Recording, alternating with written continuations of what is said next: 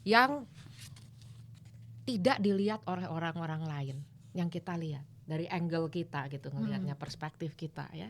Itu. Kita jangan kecil hati. Aduh, jadi aku gimana nih udah umur 20? Ya mulai, kalau nggak mulai sekarang kapan? Ya.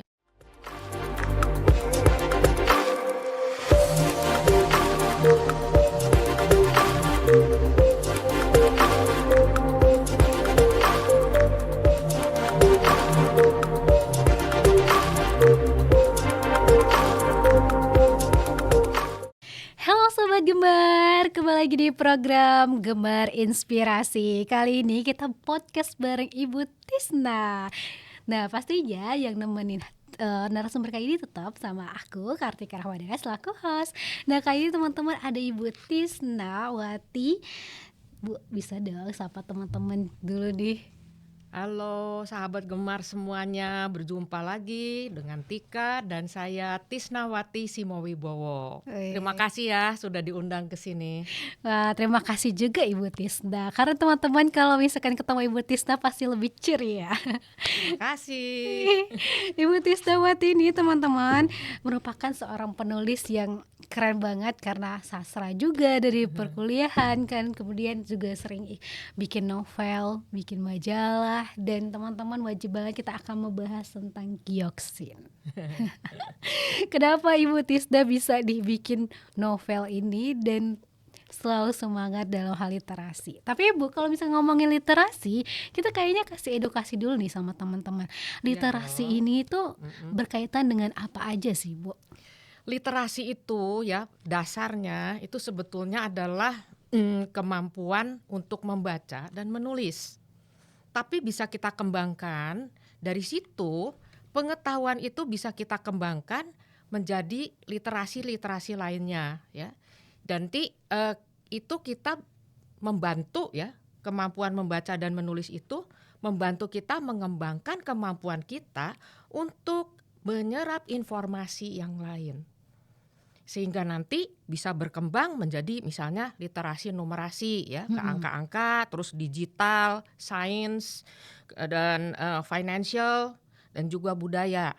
Ini yang tadi saya bicarakan ya, sahabat-sahabat Gemar, itu adalah literasi yang standar, yang seorang mahasiswa itu harus kuasai sebetulnya gitu.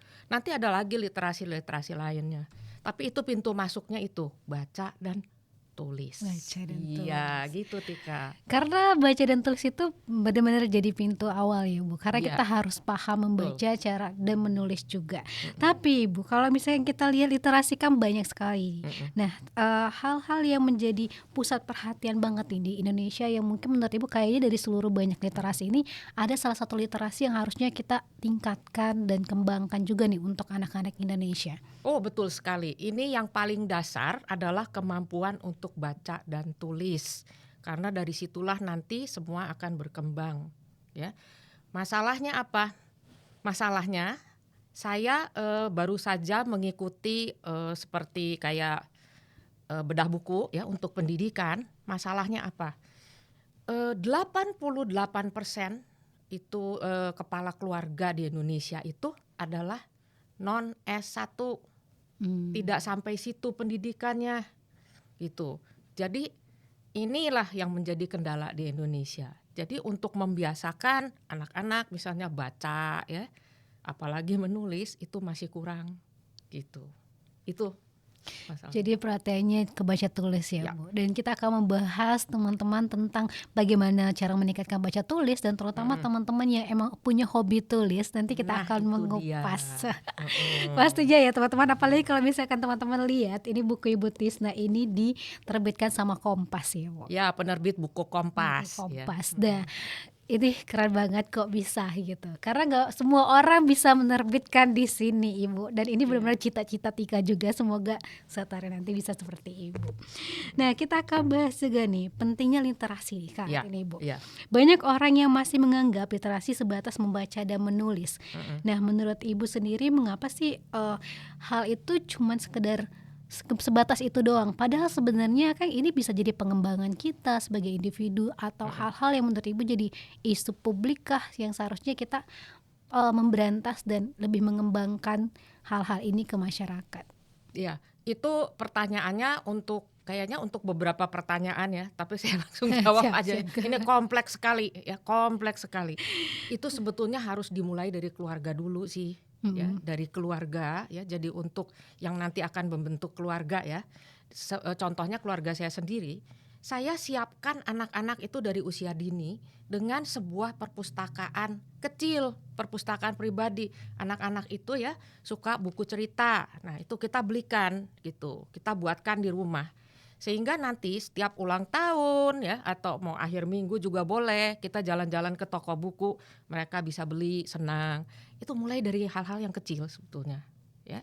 Akhirnya nanti sudah biasa itu, kenapa ini justru saya mau bilang, kenapa sih justru pentingnya latihan dari usia dini, ya. Karena dengan membaca ya, di otak kita ini seperti ada matriks. Nah, disitulah matriks otak kita akan terbentuk. Disitulah nanti critical thinking kita akan terbentuk. Kalau kita baca misalnya ya, tentang apa persahabatan, tiba-tiba bermusuhan, itu sudah muncul sebuah pertanyaan. Kenapa Kenapa dia bermusuhan? dia si A dan si B bisa jadi kelahi padahal masalah sepele ya.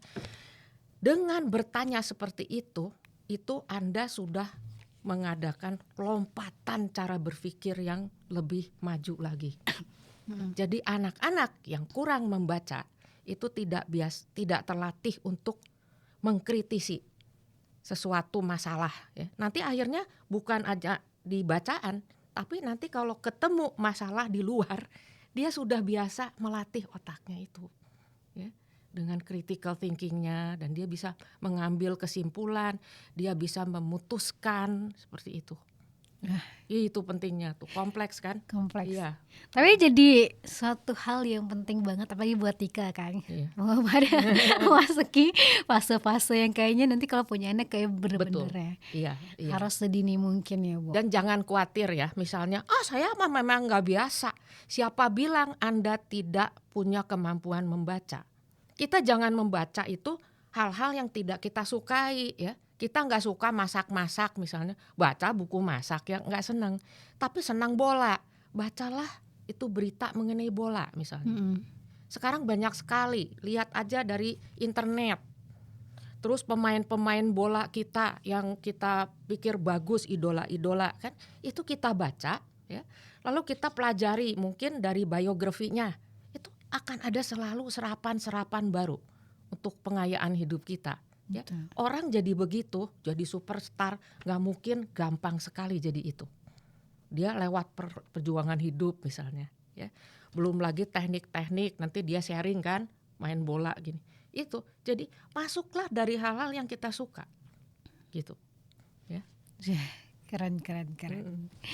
Nah, tapi kalau misalkan kita lihat ya, Bu, berarti kita harus identifikasi diri kita dulu suka ke hal-hal yang apa ya. Betul. Nah, itu penting tuh. Mengenal diri dulu, kawan-kawan. Iya, betul. Hobi kita apa, minat ya kan. Nah, sekarang nih, Bu, kalau misalkan kita lihat kan kita baca dan tulis nih. Tapi sekarang kan eranya udah berbeda. Iya. Gitu. Eranya udah era digital banget nih. Bahkan jarang banget orang-orang tuh yang masih bawa buku fisik kayak gini dan ngerasa kayak ngapain sih berat gitu, atau bahkan mager banget buat baca-baca hal-hal yang kayak gitu. Makanya sering banget terbawa arus untuk berita-berita yang negatif gitu. Nah, tapi kalau misalkan di era digital sendiri, menurut Ibu apa sih yang harus kita perhatikan sebagai anak muda, dan menurut Ibu tantangannya sendiri untuk literasi baca dan tulis ini seperti apa, Bu? Ya, gini ya. Kemajuan di bidang teknologi khususnya digital ya, itu harus kita sikapi secara positif sebetulnya ya. Teknologi itu ada untuk apa? Untuk membantu kita sebetulnya, bukan untuk menguasai kita ya. Jadi dengan adanya kemudahan-kemudahan, zaman saya dulu Tika, kalau mau nulis skripsi harus cari buku. Saya kan dari sastra Inggris. Ya ampun, bukunya nggak ada nih di Bandung. Harus naik kereta api loh ke Jakarta. Aduh. Saya ke British Council, kalau enggak ke Lembaga Indonesia Amerika. Di Jalan Pramuka pula, jauh kan. Itu harus begitu. Sekarang dengan adanya teknologi, Anda tinggal buka laptop begini sebentar udah langsung ada di situ. Ceritanya ya, ringkasannya ada. Kemudian tinjauan dari para kritikusnya ada. Ya. Characterization, mau plotnya, mau temanya, mau biografi si pengarang, aduh udah lengkap loh itu. Itu satu anugerah saya bilang. Ya. Dan juga ada ketakutan sekarang. Aduh ibu, ini gimana ini, sudah ada AI sekarang. Kita nanti mati loh, kalah loh sama AI. Oh tidak, saya bilang. Tidak kalah. Ini yang mengkonfirmasi, saya sengaja tanya ya. Itu rektor dari Sanata Dharma waktu itu ketemu, saya tanya. Dia bidang digitalisasinya kuat. Saya tanya, Pak, apakah AI itu udah bisa memang mengambil alih kita ini sebagai penulis? Tidak, dia bilang. Karena AI itu kan masih ciptaan manusia, sedangkan menulis itu butuh lebih dari itu. Kita butuh juga yang namanya ini nih, Rasa, Bu. Ini itu dia belum jalan tuh, dia bilang gitu. Dan saya juga di waktu ada diskusi di Kompas Institute itu dibahas juga masalah AI ini menjadi sesuatu yang mengerikan rupanya bagi penulis ya. Ternyata enggak juga gitu ya. AI itu ada batasnya gitu. Bahkan sekarang itu AI sudah menjadi lebih kurang bermutu. Ada orang ya mau mengambil suatu informasi dari situ, ternyata AI yang dikasih salah. Oh ini dosen waktu itu yang sharing. Ya. Jadi dia tahu mahasiswanya ngambil dari AI nih, ternyata itu info yang salah yang diambil. Itu AI loh. Yeah. Ya. Jadi lebih baik kita nggak usahlah kita disibukkan dengan yang ketakutan-ketakutan seperti itu. Ya. Jadi pada dasarnya adalah kita kembangkan kemampuan kita sendiri, Ika. Yaitu dengan apa? Dengan banyak membaca, dengan banyak bicara, ya, dengan orang, sosialisasi, ya, ikut komunitas. Nah itu penting sekali. Penting banget itu. Untuk ya Tika mengalami sendiri dan teman-teman tentunya ya. Di Gemar ini ya, aduh kita banyak kemajuan dengan berinteraksi dengan orang lain. Ya. Jadi kita nggak ngerasa jago kandang istilahnya ya. Kepedean, tapi ternyata ya di luar sana tuh banyak yang bisa kita kembangkan. Gitu. Betul. Ya. Tapi Bu, kan ada beberapa orang tuh yang nggak berani buat tumbuh jauh lebih besar gitu. Ya. Bahkan mereka nggak berani untuk memulai untuk menulis. Kalau misalkan menulis pun juga cuma sekedar diary. Itu pun cuma sekedar di buku-buku mereka aja gitu kan. Tapi gimana caranya seseorang itu bisa berani memotivasi diri ya. mereka? Ini tergantung dari orangnya ya. Begini, kita harus tanya dulu ya. Motivasi kita menulis itu apa, Tika?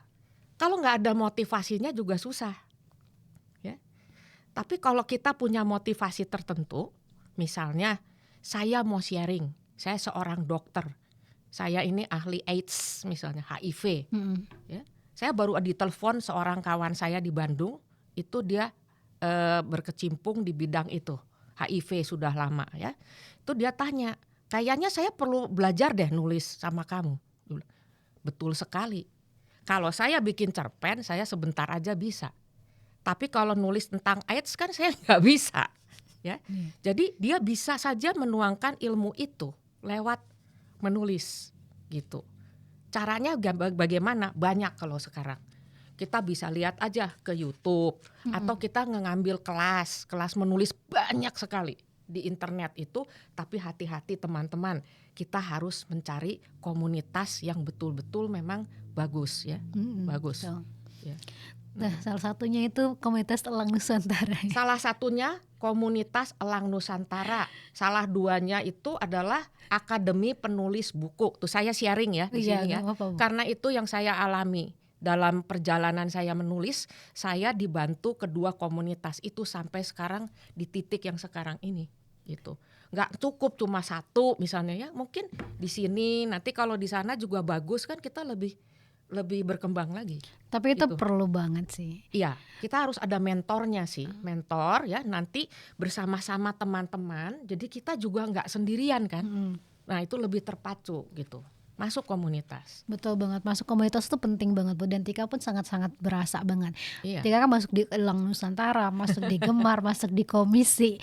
Itu membentuk banget pola pikir, terus ya, keberanian, dan iya. kita ngerasa kita udah hebat nih misal. Tapi pas waktu kita udah terjun ke Ternyata sini, wah ternyata harus banyak belajar. iya. Tapi kita perlu mentor. Iya, Jadi dan ngasih kita tahu. nggak usah juga terus jadi mental breakdown, dikritik terus udah Iya, keluar aja gitu kan ya.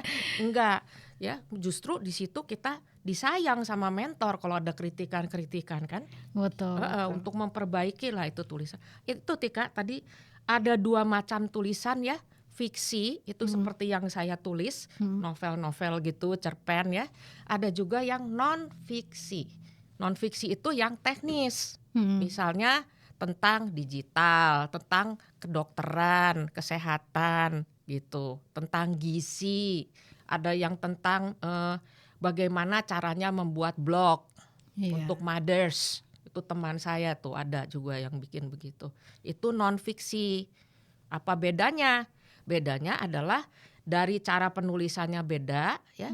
Kemudian juga isinya, kontennya. Kontennya itu kalau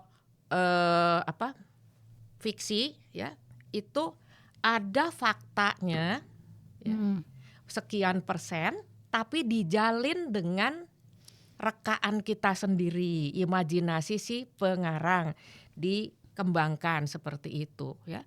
Mungkin kita bisa menulis ya mengenai misalnya apa? Oh, penjajahan zaman dulu ya.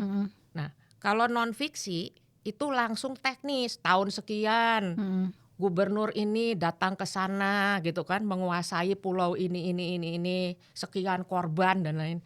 Nah, kalau di novel kan nggak menarik ditulis seperti itu kan.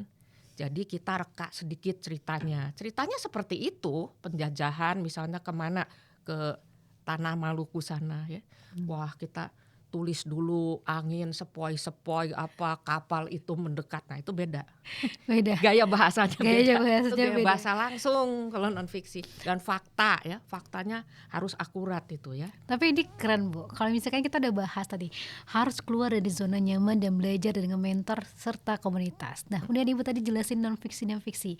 Tapi yang Tika penasaran, kalau misalkan non fiksi, oke lah itu kan data gitu. Betul. Kami kalau misalkan fiksi di buku Ibu ini, Tika tuh benar-benar ngerasa bahasanya mendayu dan bahasanya diksinya bagus banget. Iya. Cara kita menentukan diksi yang baik gitu, mengembangkan, nggak mungkin kan kita cek terus diksi, tapi kan Ibu selalu banyak diksi. Makanya Tika kepikiran sekarang tuh kalau Tika lihat baca tulisan Pak Denny pun diksinya udah bagus. Tika ngerasa kayak gimana caranya mengembangkan diksi dengan baik? Apakah ada metodenya Bu? Gini ya, itu tuh sebetulnya kerjaan orang sastra itu. Kami di sastra itu udah biasa seperti itu Tika. Jadi ada kaidah-kaidah untuk membuat karya sastra. Ini jadi membedakan juga nih. Novel yang dibuat berdasarkan format sastra dengan novel yang dibuat non sastra ya. Jadi hanya untuk tujuannya tuh gini. Tujuannya untuk menghibur doang gitu. Ya, hanya untuk menghibur, hiburan. Itu yang bukan novel sastra, kita bilang novel picisan. Misalnya si A ketemu si B, cinta-cintaan, udah gitu aja. Pokoknya ntar ada cinta gimana. Ya. Sedangkan kalau sastra itu lebih dalam. Dimasukkan unsur filsafat lah, psikologi lah, approach-nya banyak sekali. Dan nanti dimasukkan ya, di samping diksi Tika itu simbolisme juga. Ya, simbolisme. Tentu saja untuk membuat diksi itu pun kita ada kuliah tertentu. Aduh. Sudah ada ini, kecuali Anda juga suka baca. Itu memperbaiki skill kita loh. Kita suka baca, misalnya bacalah buku puisi. Ya. Bacalah karya-karya pujangga-pujangga kita itu. Ya. Banyak sekali kan, dari yang zaman dulu sampai yang modern. Sering baca aja, itu modalnya. Tapi keren sih Bu. Stik aja hampir nggak kepikiran kalau Ibu bisa kepikiran untuk pakai diksi-diksi yang kayak gitu. Apalagi ini kan buku Gyoksin ini banyak tentang kebudayaan Cina gitu. Iya. Terus nama-namanya juga Mm-mm. wah Gyoksin, terus banyak Gyokwi, Tika pas Kinhwa. bacanya kayak gimana aku cara menghafalkan nama tuh. Iya. Tapi itu kan jadi Mm-mm. pembeda dari buku Ibu dengan buku-buku yang lain. Iya, saya sengaja memilih ini karena apa? Jarang yang menulis buku-buku kesusastraan Tionghoa itu jarang. Ada ya, dari zaman dulu tuh ada, cuman bisa dihitung jari. Jadi saya pikir mengapa tidak itu, karena saya dibesarkan dalam budaya itu kan, kita perkenalkan. Tapi sebetulnya masalahnya yang kita ungkapkan di situ adalah masalah orang biasa kok. Rebutan warisan, siapa nggak rebutan warisan? Iya. Uang, siapa nggak suka? Ya, hanya backgroundnya saya ambil itu untuk kepentingan memperkenalkan budaya juga gitu, dengan dinamika kehidupan mereka. Betul banget. Tapi ini keren-keren Bu.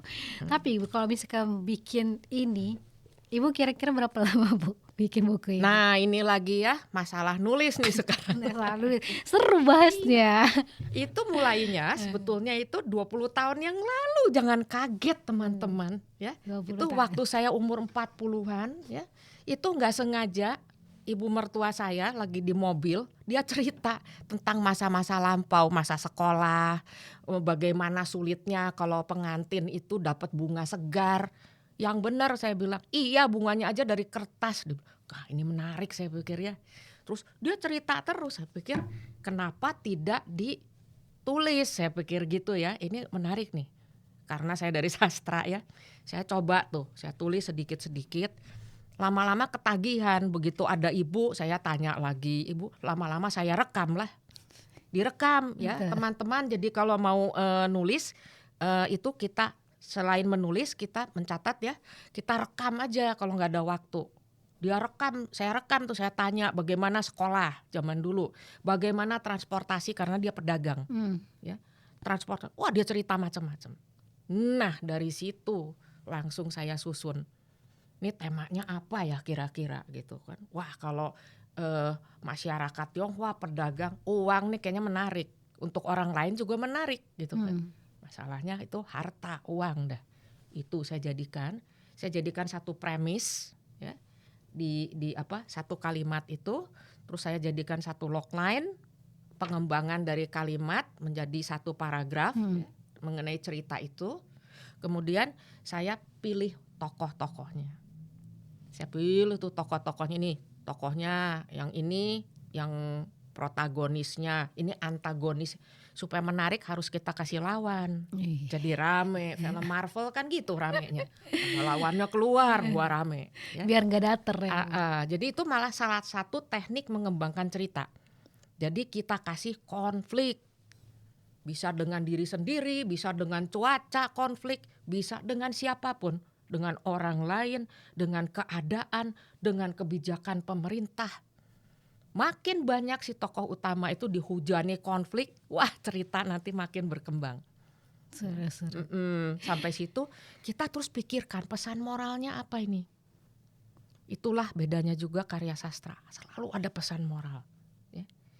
Itu bisa kita terus tulis, tapi yang bagus adalah you just show, do not tell. Jadi kita giring, nanti yang baca itu nanti mengambil kesimpulan sendiri. Apa kesimpulan Anda mengenai persoalan ini?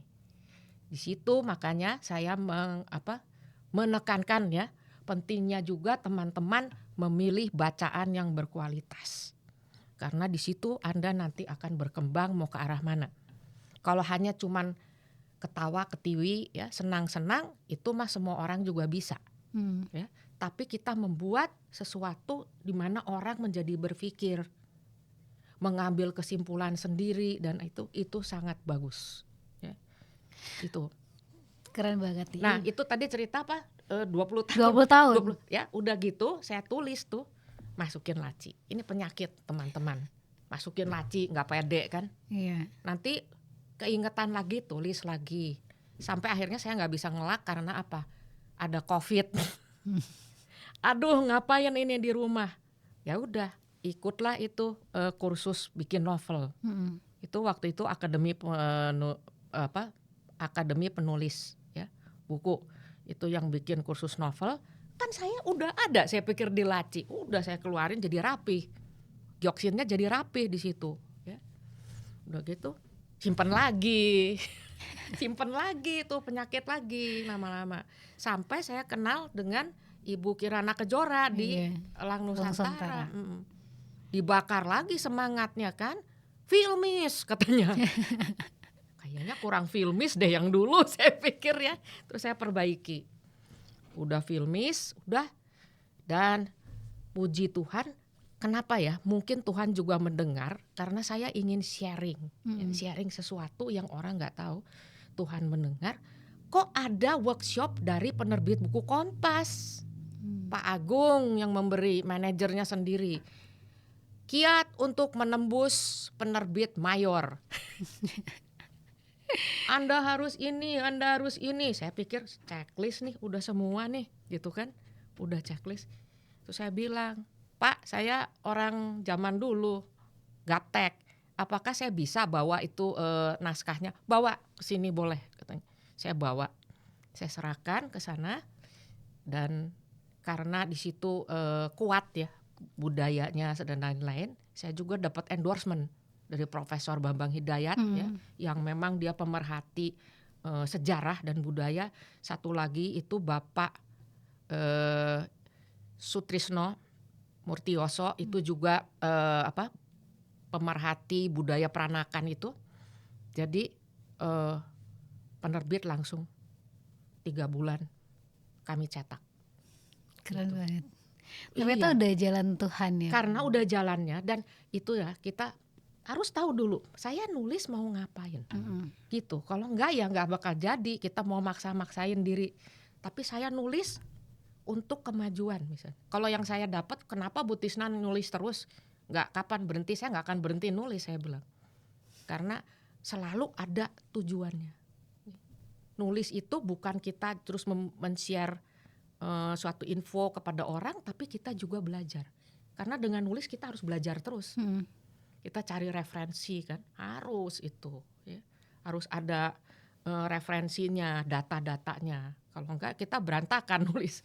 Bilang sejarah begini ternyata enggak, kan bisa dikomplain juga gitu. Tapi ini Bu, sastra itu nggak bisa asal-asal ya Bu, karena sastra Ibu berkaitan juga dengan kebudayaan dan Iya, apalagi jadi takutnya kalau misalnya kita asal-asal nanti ada protes atau nah gitu makanya nulis ya teman-teman, kita ini semua punya asal budaya loh.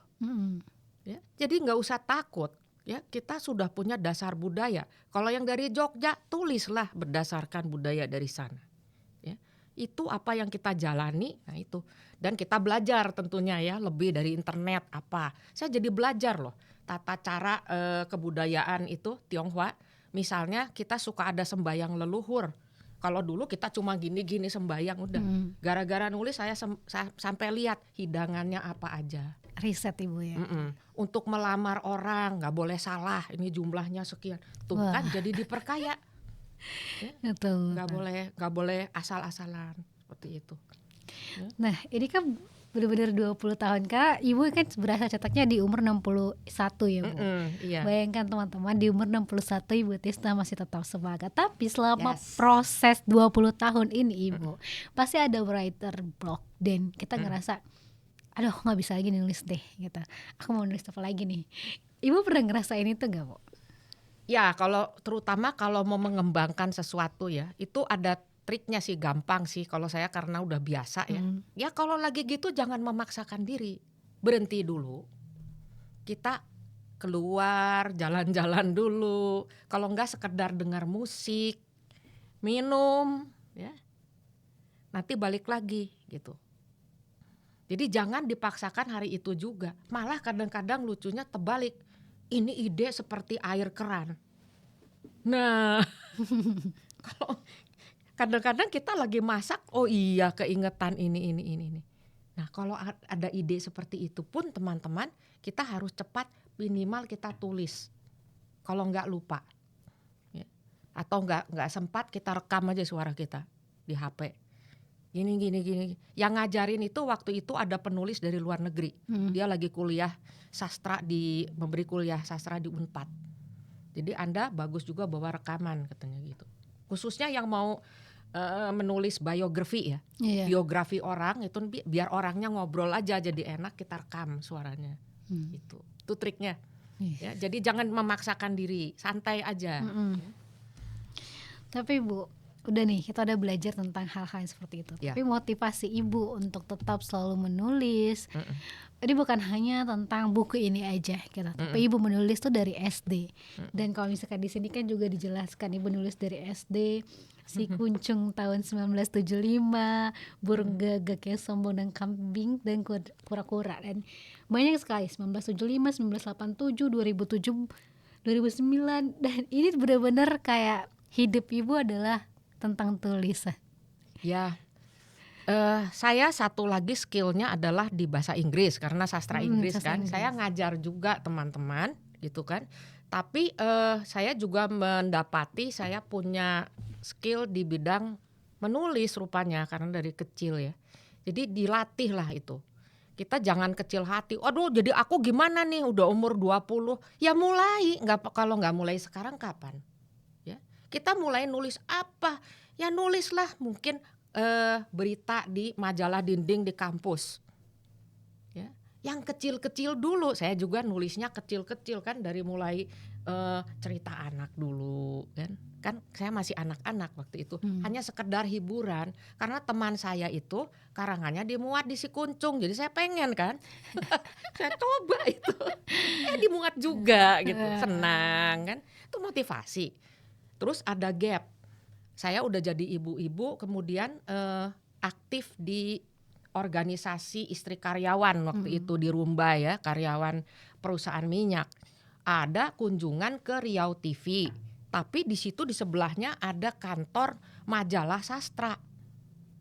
Wah, saya pikir ini dia nih, saya pengen tahu ke sana. Pas ada pemimpinnya di situ, Pak, gitu kan, saya ini ibu-ibu udah lama nggak nulis, tapi saya mau nulis Pak, saya dari sastra Inggris, apakah bisa berkontribusi di majalah ini? Ibu apa basicnya sastra Inggris? Bisa dong Bu, dia bilang. Kami di Riau kekurangan literasi sastra Inggris, jadi ibu bisa menulis apa saja, misalnya novel karangan sastrawan siapa gitu, atau drama, silahkan Bu, tapi pakai bahasa Indonesia ya, dia bilang. Oh iya baik. Saya bikin itu summary-nya dari novel, misalnya waktu itu ada Sandiwara ya. Sandiwara itu dalam judul aslinya adalah The Glass Menagerie karangan Tennessee Williams. Itu dapat hadiah Pulitzer, hadiah tertinggi untuk sastra ya. Itu saya terjemahkan ke bahasa Indonesia dan saya ringkas gitu ya. Masuk di majalah Sagang. Dan Bapak itu jadi langganan ke saya. Nanti yang lain lagi katanya. Karangan saya sendiri boleh? Boleh katanya. Saya bikin juga. Bisa ternyata gitu. Terus nulis lagi, ada teman misalnya di majalah apa, bisa saya sumbangkan ini. Boleh, coba dong katanya. Sumbangkan. Kalau saya di cerpen ya, banyaknya di cerpen. Belakangan saya nekat. Wah, apalagi saya harus coba ya. Oh, majalah basis. Majalah basis itu untuk filsafat kan. Untuk ya filsafat, budaya seperti itu kan. Saya merekam suatu ungkapan hati seorang pengemudi ojek yang dimanipulasi sama selebritis. Saya buat sebagai cerita. Itu tukang ojek, sebetulnya tukang ojek langganan saya, tapi dia dimanipulasi sama selebriti waktu itu. Seorang selebriti. Saya tulis dengan dimuat loh, masuk di basis. Ya, jadi itu. Jadi makin begini. Saya selalu ngetes diri saya sendiri. Udah bisa ini, coba tingkatkan gitu. Selalu ingin meningkatkan diri ya Bu. Iya, slowly but surely. Harus yakin. Selalu ya memperbaiki diri aja gitu.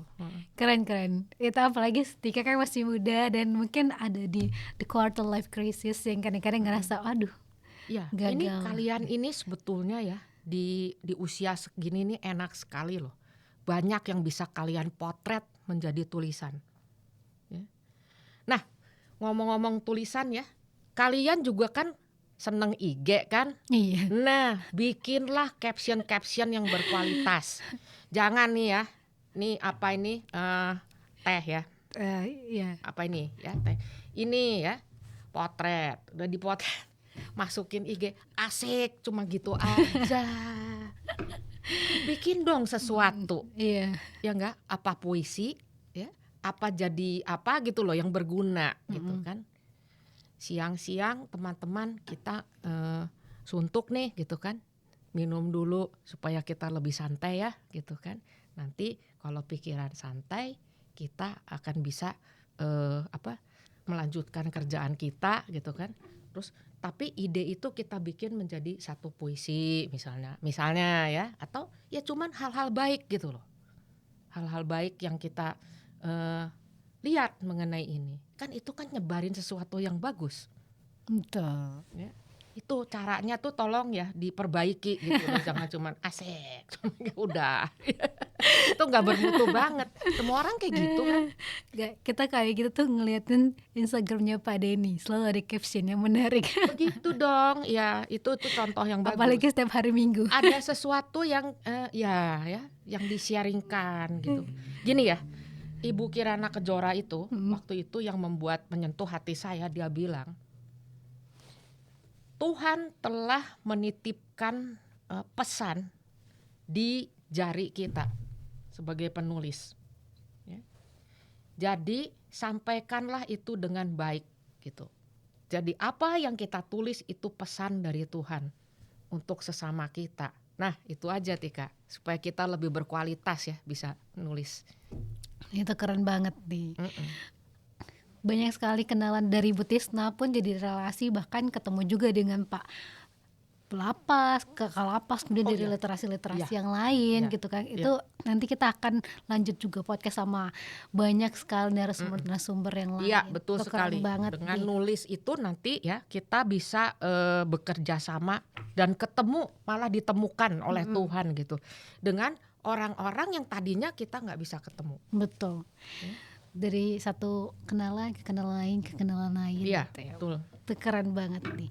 Terus tapi kalau misalnya kita lihat lagi Bu, pasti ini nggak mudah buat masuk ke penerbit buku Kompas gitu kan. Ada nggak sih Bu, Ibu aku udah mau masukin tapi kayak aduh capek banget nih gitu. Kayak mau nyerah gak Bu? Kalau kadang-kadang kan kita udah kurang pede gitu kurang ya. pede, terus ngelihat prosesnya panjang. Ada nggak Ibu titik kayaknya aku mau nyerah tapi ternyata Ibu nggak nyerah? Kebanyakan gini ya, kalau kita mau diterima karyanya di penerbit mayor, nggak Kompas aja sih, ada Gramet, ada LX Media, Komputindo kan gitu. Kita lihat dulu penerbit itu spesialisasinya di mana. Berilah itu karya kita yang sudah rapih itu ya kepada penerbit yang tepat itu. Jangan nggak tepat ya, tentu kan juga nggak dilirik juga mungkin ya.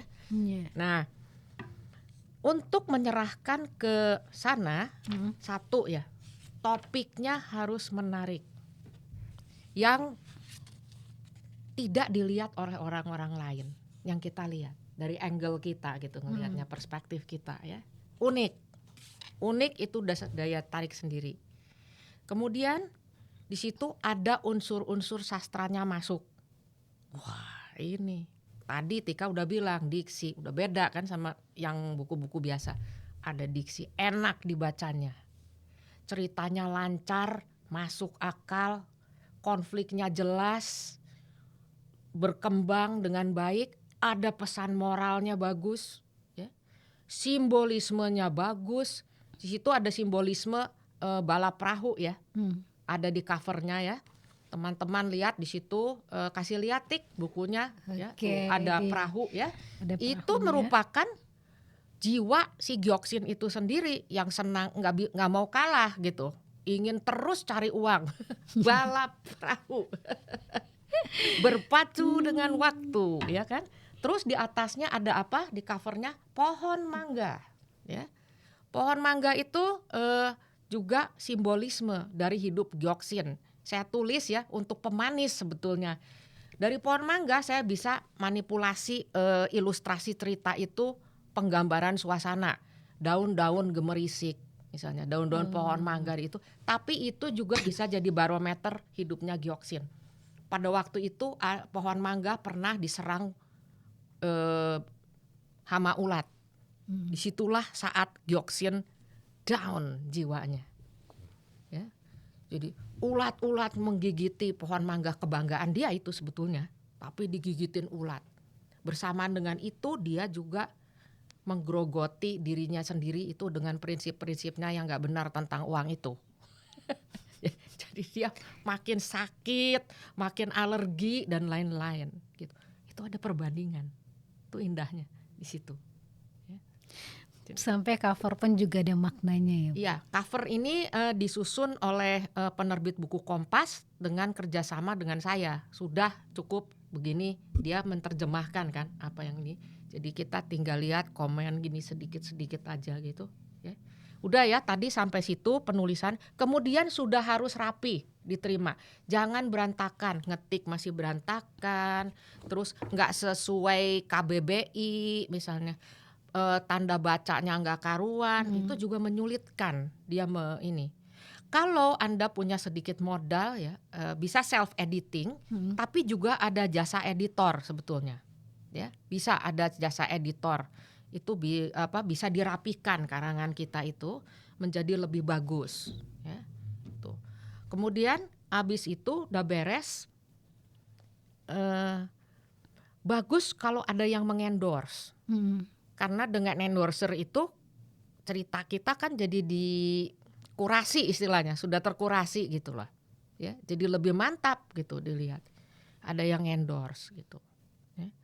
Ini saya beri masukan karena waktu itu ada workshop dari penerbit buku Kompas. Ya. Tapi itulah kira-kira step-step yang bisa kita kerjakan. Setelah itu doa udah. Betul. Saya aja ngirim, jangan khawatir ya, kadang-kadang ditolak gitu, itu mah udah sering ya. Apalagi kalau cerpen Kompas itu susah sekali ya. Belum bisa aja nembusin ke sana, tapi tetap saya coba terus kirim aja ya. Jadi penasaran Tika kirimnya. Dan ada workshopnya kadang-kadang gitu, ikut workshop, kalau enggak beli aja kumpulan cerpen Kompas ya. Lihat gitu gaya bahasanya, terus topik-topik, ini topik apa nih yang ngetren misalnya. Kalau topiknya ngetren itu kemungkinan daya tarik sendiri tuh, membuat daya tarik sendiri ya. Lagi ngapain? Sekarang lagi apa? Kabur aja dulu ya. Iya. Nah itu, bikin aja gitu. Betul Ibu Iya, update ya. iya, dari segi anak muda, wah asik tuh. Keren. Tapi ini keren ya. Buat bisa sampai di titik ini pasti nggak mudah ya Bu ya. Iya, Dan selalu udah semua ada perjuangan. ada sih, perjuangan. Jadi kalau misalnya ngeliatin orang udah sukses tuh jangan cuma lihat di titik suksesnya aja. Iya. Tanya juga prosesnya udah berapa lama gitu. Suka dukanya apa? Tanyanya gini, kok bisa? Nah, Itu berfilsafat itu. Mulai nanya Kok tuh bisa? berfilsafat. Itu jalan ini. Ya. Kok kamu bisa? Apa yang harus dikerjakan? Itu. Nah, terus keren lagi. Yang paling keren tuh nih tulisan depannya nih. Apa Tulisannya bahagia itu soal pilihan, bukan masalah banyak atau sedikitnya uang. Iya. Kenapa di bagian depan sekali langsung Ibu kasih tulisan? Karena itu intinya. Ya. Karena semua ya hidup kita ini adalah masalah pilihan. Siapa yang milih? Kita. Kita selalu bilang kata mama begini, kata papa begitu. Enggak, kamu, kata kamu bagaimana? Ya. Jadi di situ kita latih diri kita sendiri itu bertanggung jawab atas pilihan-pilihan itu. Sama ya. Kalau yang muda mungkin milih sekolah, milih pacar, milih kerjaan ya. Orang tua mungkin milih mau tinggal di mana nih kita, apa masih di rumah, apa di apartemen, udah sesaya kan, anak-anak udah sendiri-sendiri dewasa kan gitu ya. Macam-macam, selalu ada pilihan. Dan kita itu akan dilatih ya. Kalau kita biasa itu baca, kita nulis itu akan cepat sekali bisa milih ya. Dan jarang meleset gitu. Jangan lupa ya, tapi di samping itu kita libatkan juga yang di atas, Betul. yang maha kuasa ya, seturut kehendak dia dong ya. Pasti. Kalau misalkan di Tika tuh kita mungkin bisa berencana tapi kita harus menyiapkan satu ruang untuk ketetapan dari Tuhan. Iya, biarkan dia dengan penyelenggaraannya dan kita harus berbesar hati gitu ya. Karena kalau misalkan tidak terjadi berarti ada yang lebih baik lagi yang telah disiapkan. Betul, iya. Setuju Tika. Nah, Mm-mm. banyak banget pembelajaran yang Tika dapatkan dari Ibu. Iya, saya juga Apalagi belajar nih ya, apalagi kalau misalkan nanti podcast ya. kekinian nih. Kalau Tapi kita Ibu dulu di selalu radio. update loh. Weh. Tapi selama 20 tahun itu kan Ibu bilang disimpan di laci. Berarti itu Ibu nulisnya awalnya di kertas dong. Iya, Wih, kan belum ada kayak komputer gitu, masih coret-coret. Sampai sekarang kalau perlu ya ada coret-coret juga, udah masuk lagi ke laptop. Gimana sempatnya aja. Di ini masih ngerekam suaranya mami saya itu pakai ini kaset. Kita kaset. Oh. Jadi kalau mami ke Jakarta kita interview. Ya. Oh dapet tentang perdagangan, interview lagi. Oh tentang transportasi jadul. Tika tahu zaman dulu di sana pakai apa untuk dagang? Pakai kereta api. Orang Belanda tuh hebat, anti macet kereta api. Emang dia bikin rel kereta api gitu. Emang nggak macet juga sih, belum ada truk.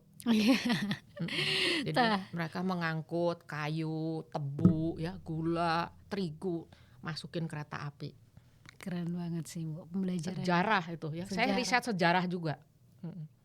Sejarah, budaya, wah udah semua. Harus riset. Sosiologinya juga, adat istiadat ya itu.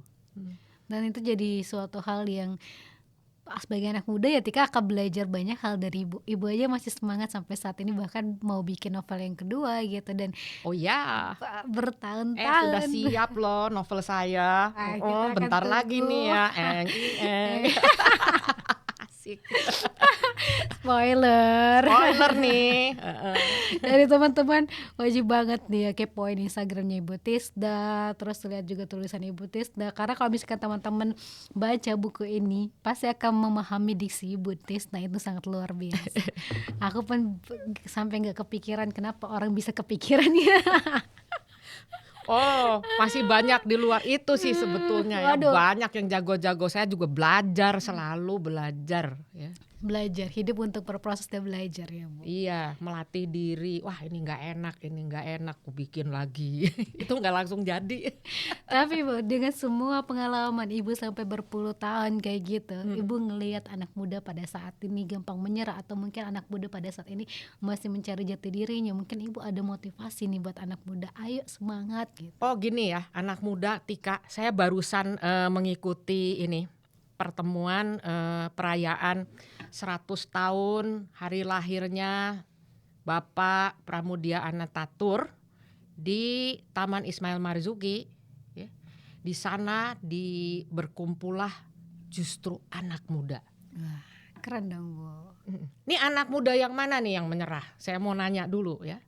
Kalau anak muda yang gituan tuh yang datang itu haus buku semua. Saya kaget loh. Saya biasanya dengernya begitu. Wah, Gen Z gitu kan, strawberry, apa Yeah. parenting, DLL gitu kan. Enggak. Mereka sangat melek, sangat sadar dengan kondisi Indonesia yang sekarang ini tidak baik-baik saja. Dari segala lini. Kalau mereka tentu pendidikan, ya kan, dan lain-lain. Itu kuncinya apa? Mereka baca. Sampai ada ketua buruh ya, organisasi ada ketua organisasi buruh, ada juga ketua dari pesantren. Dia sharing, di pesantrennya sudah dimulai anak-anak membaca buku dan diskusi. Jadi kesimpulannya apa? Kesimpulannya mereka akan menggolkan, ini tolong ya di-support nanti kalau suatu waktu ada angket ya, untuk menggolkan program sastra diadakan lagi di sekolah SMP dan SMA. Karena apa? Saya melihat cerdas-cerdas itu orang-orang yang datang, kritis loh. Dr. Max Lane waktu itu yang memberi ini juga dapat pertanyaan. Mereka dapat pertanyaan juga narasumbernya semua dari anak-anak muda ini. Terus saya juga mengikuti diskusi waktu itu sama Bung Martin Suryajaya di Postblog ya, toko buku Pacar Merah, itu diskusi mengenai mau kemana nih tren sastra. Siapa yang datang? Anak muda yang suka baca, dan mereka sangat kritis ya itu. Jadi kita lihat ya. Makanya kalau yang suka putus asa, jangan-jangan Anda kurang baca deh. Dan kurang bergaul. Bergaulnya tuh bergaul kita memilih. Saya memilih loh sekarang. Ya. Tadinya ya udah ikut ini udah, ya capek lama-lama kan. Kita pilih saja gitu bacaan, terus pergaulan, apa yang baik untuk kita dan baik untuk orang lain. Jangan buat kita aja ya. Gitu. Ya. Jadi itu dan berkomunitas lah. Itu nanti akan semangat. Saya juga semangat karena apa? Saya masih ikut komunitas kan sekarang. Hei, mau ngarang nih, ada antologi, semangat ya kan. Yang tadinya udah mulai gimana, wah semangat lagi ibu-ibu gitu, ya, bapak-bapak, ya, kayak gitu. Terus memotivasi dan pilihlah teman-teman Anda itu yang memang semangat, ya, bisa memotivasi, berprestasi. Jangan lupa baik hati. Itu penting. Ya, baik hati, ya, itu sangat membentuk kita. Karena nanti ya, di mana kita bergaul, disitulah nanti karakter kita dibentuk. Betul. Bukan kata Bu Tisna loh. Itu ada filsufnya yang bilang, Aristoteles dengan Pierre Bourdieu itu pernah bilang, ya. Jadi karakter seseorang itu bukan dibentuk dari dia lahir, tapi dari di mana dia bergaul. Ya, karena lahir bisa dari keluarga yang baik, yang saleh, tapi begitu kerja lingkungannya korup. Jadi Anda nanti, ya, jadi itu. Kalau enggak korup gimana? Ya Anda disingkirin. Siap. Ya harus siap kalau yang punya integritas. Ya. Ini nanti ya cari novelnya, mudah-mudahan ya kalau diterima dan terbit ya ini ya. Itu novel nomor 2-nya Bu Tisna itu khusus untuk anak muda tersayang. Nggak khusus ya khususin, tapi ini memang untuk anak muda, karena di tangan anak muda inilah bangsa dan negara ini nanti akan berjalan terus. Ya, jadi kita harus membiasakan membangun karakter yang baik.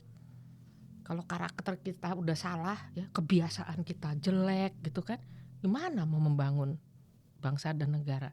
Di mana tanggung jawab kita gitu. Ini dari sekedar tanggung jawab aja saya jalani ini. Sama dengan Pak Denny itu, pasti itu. Ya. So pasti. Tanggung jawab. Oh, satu hal yang Tika syukur ya kalian ya. Karena hidupnya kerasa kayak ajaib banget. Selama Tika di rantau, Tika ketemu sama banyak orang yang baik-baik gitu. Tuh kan? Sama Pak Denny, Bu Tisna, yang Ibu Tisna Yang setiap lain-lain. ketemu, iya yang lain-lain juga gitu. Setiap ketemu kan selalu ceria. Hai Tika. Jadi Tika ngerasa, wah aku excited. Tika juga gitu ya. Tika itu kalau di podcast, di live Instagram, mukanya tuh ceria. Ya.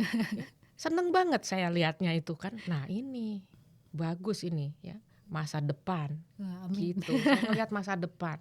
Teman-temannya juga ya. Itu suatu saya juga mau bilang, saya komen ya, live Instagram Tika itu bermutu. Semoga semakin banyak yang menonton. Amin. Ya. Dari anak muda untuk anak muda ya. Ini anak muda dulu. Remaja kolot. Juga ikut nonton kadang-kadang. Keren. Iya. Tapi gak kerasa ini kita ngobrol 1 jam loh Bu. Mau di waduh, Udah 1 iya jam. nih. Kan Tika bilang tadi gak mungkin cuma 40 menit. Nggak mungkin. Karena seru. Seru. Karena kita kalau ngobrol itu, apalagi kita udah ada chemistry-nya, kita benar-benar kerasa banget. Betul, Dan teman-teman betul. kalau misalnya ada, aku aja bener-bener ngerasa excited gitu dengan buku ini. Apalagi kalau misalkan teman-teman beli dan teman-teman nanti cek juga buku kedua Bu Tisna yang nanti akan rilis juga ya. Mudah-mudahan ya. Mudah-mudahan. Yang nggak tahu ini baru finish. Fresh from the oven. Jadi kalau misalkan teman-teman nanti mau beli, teman-teman bisa cek aja di caption YouTube ini. Nanti kita akan taruh linknya supaya teman-teman bisa baca juga karya-karya Ibu Tisna dan kita akan belajar banyak hal dari tulisan ini. Wah, terima kasih banyak ini ya, Gemar. Ya, semoga semakin maju ya. Amin. Dan semoga cita-cita kalian ini tercapai ya. Dan jangan terdistract. Ya, tujuannya ke sana, kerjakan apa yang sesuai dengan tujuan kita. Hmm, Kalau ada temen, ada hobi, ada apa yang kira-kira bikin kita begini-begini, jangan tinggalkan aja, ngabisin waktu dan tenaga. betul. Iya, kayak nulis ya, saya lihat ke situ aja gitu, selesai. Kalau enggak saya nggak selesai nulisnya. Moto hidup ibu deh Bu, ada nggak Bu? Atau Apa? satu closing statement yang kalimat penyemangat ibu yang benar-benar ada nggak Bu? Yang oke, aku akan selalu mengingat kalimat itu untuk menjadi penyemangat, atau mungkin ada ayat Alkitab atau lain sebagainya yang jadi closing statement ibu Ya deh. itu aja ya, sebagai gambar dari Tuhan itu, kita mempunyai tanggung jawab. Ya, tanggung jawab dari Tuhan yang harus kita sampaikan kepada sesama kita ya. Jadi kita lebih mencintai Tuhan ya dengan melaksanakan lah nasihatnya dan juga perintahnya, itu aja. Ih, Ya. keren banget. Ibu Tisna, terima kasih banyak Tika untuk sama-sama ya. sharingnya. Dia benar-benar Tika ngerasa otak Senang Tika sekali keisi. saya digemar nih. Podcast gemar. Tika senang banget. Ketika benar-benar selalu senang banget kalau ketemu ibu, makanya Tika kayak ibu akan Iya. podcast. Senang banget teman-teman, kalian harus kalau mau ketemu Ibu Tisna juga, ayo gabung gemar atau gabung ke Nusantara. Mari kita bikin acara rame-rame Acara ya. bareng-bareng. Sampaikan juga terima kasih buat Pak Denny ya, Iya, yang pasti. sudah membukakan jalan untuk kita semua untuk lebih maju lagi. Kita harus doakan juga Pak Denny sekeluarga ya, supaya sehat ya, Amin. dan juga bahagia selalu, Amin. berkarya selalu, sama-sama kita. Bersama kita menginspirasi, Bu. Iya betul, sip ya teman-teman. Oke, terima kasih Bu Tisna. Teman-teman yang mau juga untuk gabung ke Gemar, tenang aja karena kita bentar lagi akan buka forum Gemar Page 2, Bu. Jadi Wah, Gemar akan mengajak teman-teman di seluruh Indonesia tanpa terbatas, tanpa memandang latar belakang, Bu. Mau dia agama apapun itu, mau Betul, dia berasal iya. dari manapun itu, dan mungkin teman-teman ada di keahlian apapun itu, teman-teman bisa bergabung di Gemar karena Gemar punya tagline bersama kita menginspirasi gitu. Dan foundernya pun juga selalu bilang kita menyebarkan kebaikan. Jadi Iya. emang Gemar dibentuk untuk kebaikan dan mempersiapkan anak muda. Jadi teman-teman jangan lupa terus untuk kepoin Instagram @generasi_emas_berkarya dan Instagram founder kita @denny_cbc _Ibu Tisna juga. Terus kalau misalkan teman-teman mau lihat kegiatan Gemar juga dan kegiatan anak muda di Instagram aku @kartika.rhd. Teman-teman yang mau juga jadi narasumber di podcast Gemar selanjutnya, teman-teman bisa hubungin admin Gemar di nomor ini. Iya. Nanti kita akan mereview cerita teman-teman kan, kalau misalkan nanti ada yang cocok deh, kita Nah. akan undang teman untuk datang juga di podcast Gemar Inspirasi. Jangan lupa untuk subscribe channel YouTube-nya Bapak Denny Widya SBC. Don't forget to like, share, comment. Dah, teman-teman. Bu, terima kasih banyak ya. Terima kasih Tika ya. Terima kasih Oke. juga untuk Gemar ya. Salam sejahtera semuanya. Amin. Jangan ditunggu-tunggu ya teman-teman yang belum daftar, cepat daftar deh Daftar. ya. Oke. Oke, terima kasih Bu. Sampai jumpa di podcast selanjutnya. Dadah semua. Bye.